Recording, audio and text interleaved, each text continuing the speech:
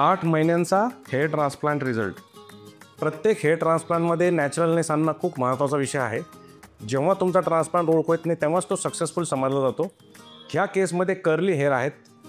Afro American hairline देण्याचा प्रयत्न केलेला आहे, कारण हेअरची जी डायरेक्शन आहे ती बॅक ब्रश होती, त्या पद्धतीने तुम्हाला हेअर ट्रान्सप्लांट करावं लागतं.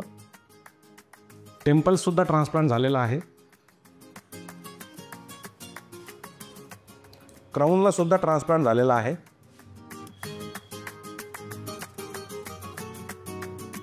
माझा ओव्हरऑल एक्सपिरियन्स न्यूरोट्सचा खूप चांगला होता आणि मी असं म्हणायचं आहे की फक्त माझे केसच नाही वाढले, पण माझं कॉन्फिडन्स पण खूप वाढलेला आहे या पूर्ण प्रोसिजरनी.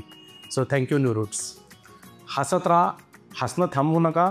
हेच तुमचं खरं सौंदर्य आहे.